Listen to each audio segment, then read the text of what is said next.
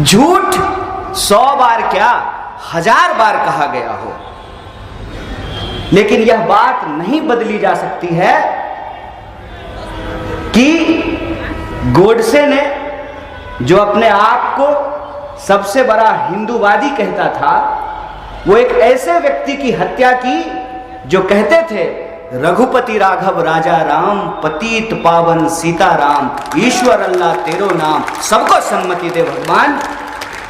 यह सत्य नहीं बदला जा सकता है। इतिहास बदलने की बात करते हैं। अरे साहब, जिससे वर्तमान नहीं संभल रहा हो वो इतिहास क्या बदलेगा। और जहां तक आजादी का सवाल है, हमारे मित्र सुशील भाई ने कहा कि एगो को पद्मश्री दिया गया है, कहती हैं कि आजादी भीख में मिला है। ठेठ बिहारी आदमी हैं। हमारे यहाँ एक बात कही जाती है, बंदर क्या जाने अदरक का स्वाद।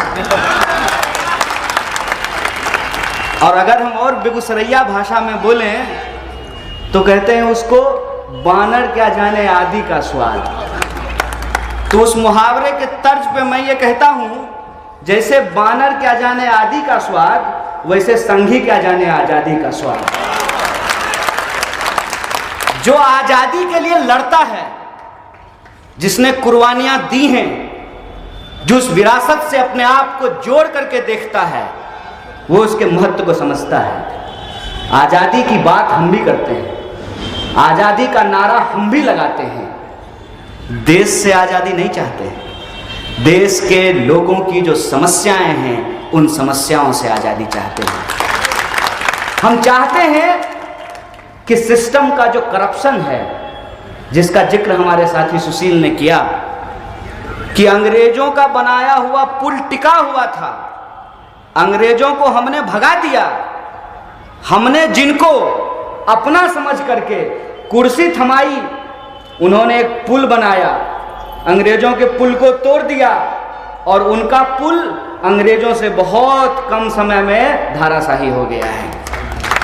हम इस लूट से आजादी चाहते हैं और हम अपनी जिम्मेवारी ये समझते हैं कि अगर देश को कोई बेचने पे उतारू है तो हम बचाने वालों की हुजूम भी तैयार करेंगे। इसी जिम्मेवारी के तहत मैं आपके बीच में आया हूं और आज हम आजादी के आंदोलन को इसलिए याद कर रहे हैं कि डॉक्टर बाबा साहब भीमराव अंबेडकर ने कहा है कि जो पीढ़ी अपना इतिहास भुला देती है उसका भविष्य सुरक्षित नहीं होता है। और हमारा इतिहास ये है कि इस देश के भीतर तमाम तरीके के उतार चढ़ाव के बीच 1947 में जब देश को आजादी मिली तो उस आजादी के आंदोलन के दौरान जो एक सामाजिक एकता बनी थी, एक तरफ वो लोग थे जो कहते थे कि ये एकता हम बचा करके रखेंगे, दूसरे तरफ वो लोग थे जो कहते थे हम अपना हिस्सा लेकर के अलग हो जाएंगे।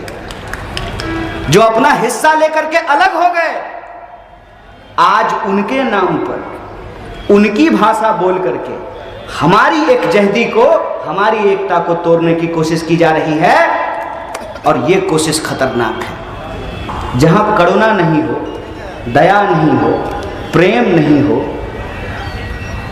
जिसमें दूसरों के दर्द से हम दुखी ना हो, वो क्या होगा। आज भगवान का नाम लेकर के, धर्म का नाम लेकर के जब इंसानों का खून बहाया जाता है तो मुझे सबसे ज्यादा दुख होता है और ये मेरी जिम्मेवारी है। अगर मेरा नाम कन्हैया है तो ये मेरी जिम्मेवारी है और खुले मन से मैं आप तमाम लोगों को कहने के लिए आया हूं, छोटा बड़ा, नुक्कड़ चौक चौराहा, बड़ी रैलियां, हर आंदोलन और हर संघर्ष से हमने ये संकल्प लिया है कि अगर देश को बचाने के लिए, मुल्क को बचाने के लिए, इस देश की संविधान और उस आजादी की विरासत को बचाने के लिए संघर्ष करना पड़ेगा, मुस्कुराते हुए, हंसते हुए संघर्ष को स्वीकार करेंगे, इस लड़ाई को लड़ेंगे। ये हमारा संकल्प है। हम बस आपसे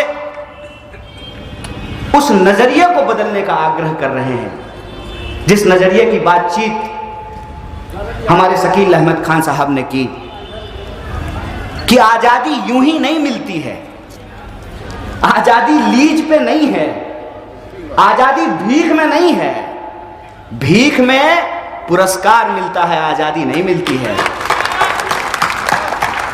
चापलूसी करने से पद मिलता है, अधिकार नहीं मिलता है। सोच करके मुझे बताइए, ये इतनी आसान बात है कि मंदिर में जाने वाला, मस्जिद में जाने वाला, तिलक लगाने वाला, टोपी पहनने वाला, दोनों का वोट बराबर होगा? फॉर्च्यूनर पर चढ़ने वाला, साइकिल पे घूमने वाला, दोनों का वोट बराबर होगा? महल में रहने वाला, झोपड़ियों में रहने वाला, फुटपाथ पे सोने वाला, डंलप गद्दा पे लौटने वाला, दोनों का वोट बराबर होगा?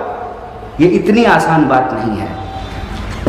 लेकिन मुश्किल ये है कि आज इस मोबाइल के दौर में इंसानों को भी डेटा बना दिया गया है। लोग फेसबुक पोस्ट करते हैं और ये गिनते हैं कि कितना लाइक हुआ है। इंसान नहीं गिन रहे हैं, नंबर गिन रहे हैं। हम नंबर नहीं हैं, हम इंसान हैं। और ये जो आज हमको नंबर बनाने की कोशिश की जा रही है, 85%, 15%, ये नंबर है। और उस नंबर बनाने का जो साजिश है, उसका जो खतरा है, उसको हमको समझना चाहिए कि कोरोना में जब लोग मर रहे थे तो सरकार नंबर गिन रही थी। ये नहीं कह रही थी कि घर में अगर एक कमाने वाला है, उसको कोरोना हो गया है, उसकी कोरोना से मौत हो गई है, तो पूरा का पूरा परिवार बिलख रहा है। वो एक नंबर नहीं है। उस इंसान के भीतर भावनाएं हैं, उस इंसान का वजूद है, उस इंसान का इतिहास है, उस इंसान की विरासत है, उस इंसान की पहचान है। वो एक नंबर नहीं है। वोटों के इस खेल ने, नोटों के इस खेल ने सिर्फ इंसानों को इंसानों से जुदा नहीं किया है, उनको नंबर बना दिया गया है। हमको नंबर नहीं होना है, हमको नागरिक होना है। देश जब 1947 में आजाद हुआ था तो हमने अंग्रेजों से अपना देश इस शर्त पे वापस लिया था कि इस भूभाग पे रहने वाला हर इंसान, चाहे हिंदू हो या मुसलमान, वो इस देश का नागरिक था, है और रहेगा। इस बात पे सहमति हुई थी। हमने जो संविधान स्वीकार किया, संविधान सभा ने जो संविधान तैयार की, उसमें सबको बराबरी का अधिकार दिया गया। सबके वोट बराबर किए गए, महिला पुरुष के वोट बराबर किए गए। आप सब इस बात को जानते हैं। आज भी आपके और हमारे घरों में महिलाओं के अधिकार बराबर नहीं हुए हैं, लेकिन संविधान ने महिलाओं का अधिकार बराबर करके रख दिया। ऐसा नहीं है कि मेरा वोट एक है और मेरी माताजी का वोट आधा है, उनका वोट भी एक है। ऐसा नहीं है कि मेरे भैया का वोट एक है और मेरी दीदी का वोट आधा है। ऐसा नहीं है। तो मैं कह रहा था कि चापलूसी से पद मिलता है, संघर्ष से अधिकार मिलता है। किसी भी सूरत में हमको संघर्ष नहीं भूलना है। और ये जो आज हमको मिला है, ये हमको लोगों की कुर्बानियों के बदौलत मिला है। जब मैं स्कूल में पढ़ता था तो एक कहानी पढ़ा करता था, परोपकारी वृक्ष। परोपकारी वृक्ष की कहानी यह है कि एक बहुत ही बुजुर्ग इंसान एक आम का पेड़ लगा रहा था। तो एक नौजवान आदमी उससे पूछता है, करे साहब क्यों पेड़ लगा रहे हैं? आप तो मर जाएंगे, इसका फल भी नहीं खा पाएंगे। तो उस बुजुर्ग इंसान ने उस नौजवान को जवाब दिया, बेटा मेरे बाप दादों ने जो पेड़ लगाए थे उसका फल मैं खाया, मैं ये पेड़ अपनी आने वाली पीढ़ी के लिए लगा रहा हूं। सवाल जब हम उठा रहे हैं कि आजादी के आंदोलन में जिन लोगों ने हिस्सा लिया, जिस विरासत को बचाने की कोशिश की गई, जिन अधिकारों को सुरक्षित किया गया, उस अधिकारों को बचाना इसलिए जरूरी है कि उसका फायदा जो हमको मिला है, हमारी आने वाली पीढ़ी का ये हक है कि उससे ज्यादा फायदा उसको मिले। और वो फायदा उनको मिले, वो फायदा हम उनके लिए सुनिश्चित कर सकें, ये जिम्मेवारी आज हमारे कंधे पे है, वरना यह सवाल आने वाली पीढ़ी पूछेगी कि सिर्फ कारवां लूटने वाला जिम्मेवार नहीं होता है, कारवां लुटाने वाला भी जिम्मेवार होता है। और जब कारवां लुट रहा था तो आप क्या कर रहे थे? और मैं अपनी एक नादानी, अपनी एक बचपना आपसे साझा करता हूं। जब मैं स्कूल में पढ़ता था उस वक्त दूरदर्शन था, पूरे गांव में गिनती के पूरे मोहल्ले में 2 टीवी हुआ करते थे और उस टीवी पे दोपहर को 2:30-3 बजे एक सीरियल आया करता था। उस सीरियल का नाम था युग, जिसके टाइटल सॉन्ग में कहता था युग बदला बदला हिंदुस्तान। जब वो सीरियल में देखता था, एक दिन बड़े भोलेपन से मैंने अपनी दादी को पूछा कि दादी, जब गांधी जी देश के लिए लड़ रहे थे तो दादाजी क्या कर रहे थे? वो सवाल मुझे आज तक याद है, वो सवाल मुझे आज तक याद है। और मैं उस सवाल को याद करके ये सोचता हूं कि कल को आपकी नस्लें भी पूछेगी कि जब देश लुट रहा था तो हमारे घर वाले क्या कर रहे थे। आपको ये तय करना है, जिनको देश बेचना है वो भाजपा के साथ जाएं और जिनको देश बचाना है उनको कांग्रेस के साथ आना पड़ेगा। और मैं एक राजनीतिक पार्टी के तौर पे यह आह्वान नहीं कर रहा हूं। आजादी का आंदोलन जिस पार्टी ने लीड किया है, आजादी के आंदोलन की जो विरासत है, उस विरासत के आधार पे जो संविधान की रचना हुई है, और उस मंत्रिमंडल की खासियत देखिए। पंडित जवाहरलाल नेहरू देश के पहले प्रधानमंत्री हैं। वो इतने सहिष्णु थे कि उसी मंत्रिमंडल में डॉक्टर बाबा साहब भीमराव अंबेडकर भी थे और श्यामा प्रसाद मुखर्जी भी थे। और आज एक आदमी बड़बोलेपन में खरीदे हुए मीडिया के सामने खड़ा होकर के कहता है कि आज की परिस्थिति होती तो संविधान नहीं लिखा जा सकता है। आज की परिस्थिति होती तो जो लोग संवैधानिक बात करने वाले लोग हैं, जो सही को सही और गलत को गलत कहने वाले लोग हैं, आप यूएपीए लगा करके उनको जेलों में भर दिए होते। आपको शुक्रगुजार होना चाहिए इस देश के आजादी के आंदोलन का, आपको शुक्रगुजार होना चाहिए इस देश के संविधान का कि आप कहते हैं, चलिए हम मान लेते हैं, आप कहते हैं कि हमने चाय बेची, हालांकि हम आपको रेलवे बेचते हुए देख रहे हैं।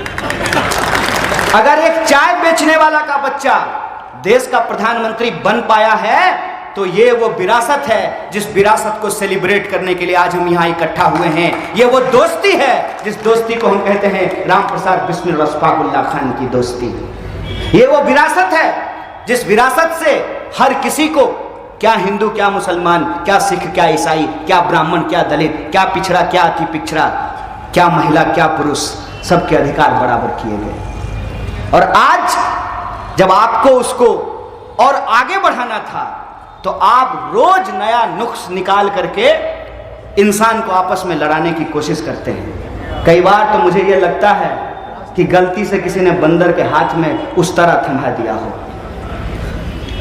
और वो उस तरह से कभी खुद का गाल काटेगा, सामने जो पड़ेगा उसका गाल काटेगा। आप हालत देखिए कि देश के अंदर हम कहां रह रहे हैं। टीवी आपका है, रिचार्ज आप कराते हैं, कितने आपके मुद्दे होते हैं, कितने मुद्दे होते हैं। बिहार का चैनल देखते होंगे ना, बताइए कि बिहार के कितने मुद्दे, आपके जिले के मुद्दे, जिस चैनल को आप दिन रात देखते हैं। 300 रुपया कितना का रिचार्ज होता है सुशील भाई टीवी में? 399। 400 रुपया खर्च करके जो आप टीवी देख रहे हैं, वो जो आपका सिवान का टूटा हुआ पुल है, दिखाया है कोई चैनल? दिखाया है कोई चैनल? फिर जो आपका मुद्दा दिखाना बंद कर दिया है, आप उसको देखना क्यों नहीं बंद कर देते हैं? क्या काम है भाई? अगर हम सरकार चुनते हैं, जनप्रतिनिधि चुनते हैं, तो उनका काम है कि वो हमारा मुद्दा उठाएं, हमारी समस्याओं के ऊपर समाधान लेकर के आए। टीवी में दिन रात मुर्गा लड़ाई चलता है। और मैं हाथ जोड़ करके आपसे निवेदन करता हूं कि अगर मुझे किसी विरासत से जोड़ना है तो गांधी की विरासत से जोड़िए, मुझे गोडसेवादियों से मत जोड़िए। मैं अपना नाम किसी भी ऐसे व्यक्ति के साथ लेना पसंद नहीं करूंगा जिसका काम है दिन रात नफरत फैलाना। यह मेरी मजबूरी है, मैं वो करना नहीं चाहता हूं, मैं करना नहीं चाहता हूं। मैं नहीं चाहता हूं कि कीचड़ में उतर करके कीचड़ से कीचड़ को साफ करने की कोशिश की जाए। कीचड़ से कीचड़ साफ नहीं हो सकता है, यह इंसानियत नहीं है। आपको कुत्ता काट लेता है तो आप पलट के कुत्ता थोड़ी काट लेते हैं। यह मजबूरी है।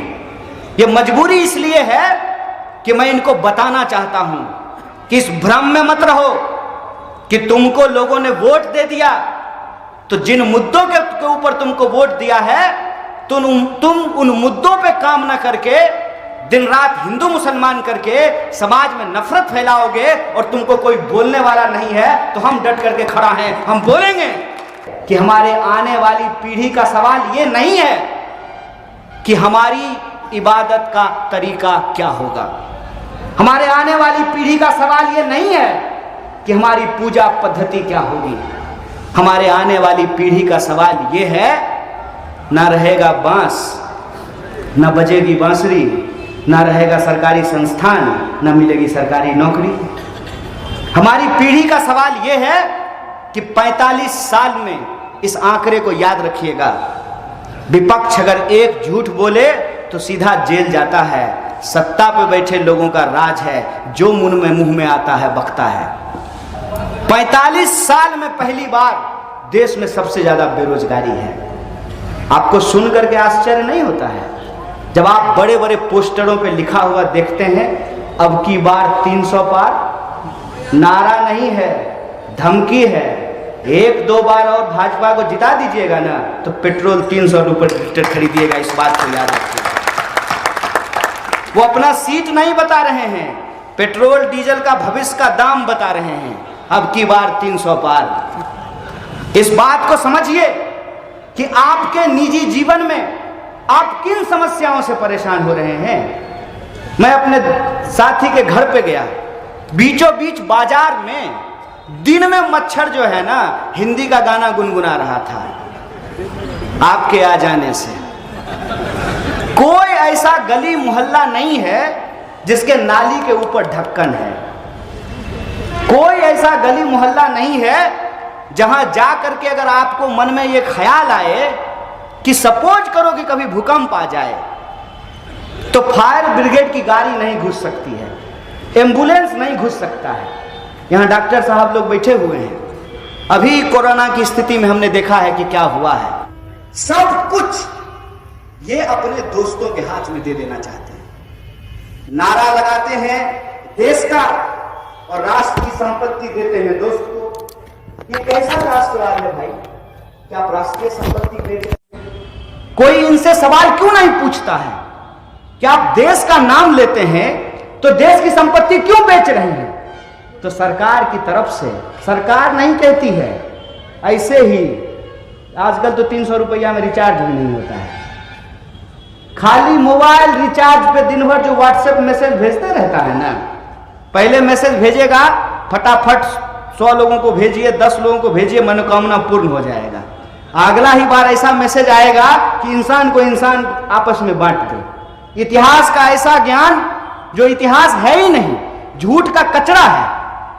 उनका तर्क ये आता है घाटे में चल रही थी, घाटे में चल रही थी तो क्या मुनाफा कमाने के लिए बनाए हैं सरकार?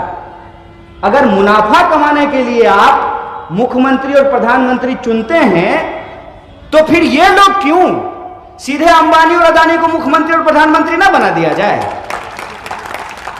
सरकारी संस्थान सिर्फ मुनाफा कमाने के लिए नहीं होता है। सरकारी संस्थान सरकार होने का जो मतलब है, जो उद्देश्य है, उसको पूरा करने के लिए होता है। अब सोच करके हमको बताइए, रेलवे नहीं होगा तो रिजर्वेशन कहां होगा? और रिजर्वेशन क्यों होना चाहिए? जब एफर्मेटिव एक्शन नहीं होगा तो सरकार क्यों होना चाहिए? सरकार अगर हमको ट्रांसपोर्ट की फैसिलिटी नहीं देगी, हेल्थ की फैसिलिटी नहीं देगी, सड़क की फैसिलिटी नहीं देगी, सिक्योरिटी नहीं देगी, तो सरकार को हम टैक्स क्यों देंगे? हम ये नहीं कह रहे हैं कि प्राइवेट सेक्टर नहीं होना चाहिए। प्राइवेट सेक्टर इस देश में था, है और रहेगा, क्योंकि हमारी देश की जरूरतें इतनी ज्यादा हैं, हमारी आबादी इतनी ज्यादा है कि प्राइवेट सेक्टर रहेगा। लेकिन अनुभव क्या कहता है? अनुभव तो यही कहता है ना कि अगर पटना यूनिवर्सिटी नहीं ठीक से काम करेगा तो प्राइवेट इंजीनियरिंग कॉलेज भी नहीं पढ़ाएगा, आपसे 10 लाख रुपया ले लेगा, लेकिन आपके बेटे को प्रधानमंत्री की तरह A+B का होल स्क्वायर नहीं पता होगा। आपका बेटा भी हो सकता है देश का प्रधानमंत्री बन जाए, लेकिन इंजीनियर तो नहीं बन पाएगा। यह शिक्षा की हालत कर दी गई है। सरकार का काम है कि वो जनता से टैक्स लेती है, बदले में जनता को बेसिक सुविधाएं देती है, और जिनके पास पैसा है वो प्राइवेट इलाज करा सकते हैं, जिनके पास पैसा है वो प्राइवेट स्कूल में पढ़ा सकते हैं। लेकिन सरकार इसलिए होती है कि वो अपनी योजनाओं को, जो जनता के लिए योजना है, उसको सरकारी संस्थानों में लागू कर सके। जब सरकारी संस्थान नहीं होंगे तो आयुष्मान भारत कहां लागू होगा? और आयुष्मान भारत में क्या होता है, कितने लोगों का इलाज होता है? यह हमारी आज की पीढ़ी की सवाल है। इस सवाल को गुमराह करने के लिए देश की जनता के जो बुनियादी मुद्दे हैं, रोजी रोटी, कपड़ा, मकान, शिक्षा, स्वास्थ्य, सड़क, बिजली, पानी, इसको गुमराह करने के लिए इंसान को इंसान से बांटा जा रहा है, इंसान को इंसान से लड़ाया जा रहा है। तो मैं आपको एक बात याद दिलाना चाहता हूं, यह देश सबका था, सबका है और सबका रहेगा। इसके लिए हमको एकजुट रहने की जरूरत है। किसी भी पहचान के आधार पर अगर कोई राजनीति हमको बांटेगी तो हम नहीं बटेंगे, और एक साथ हम राम प्रसाद बिस्मिल और अशफाकुल्लाह खान की विरासत की रक्षा करेंगे। इसी आशा और विश्वास के साथ आप तमाम लोगों को शुक्रिया अदा कहते हुए, धन्यवाद कहते हुए बात खत्म करूंगा। शुक्रिया। इनकलाब जिंदाबाद। जय हिंद, जय भारत, जय बिहार।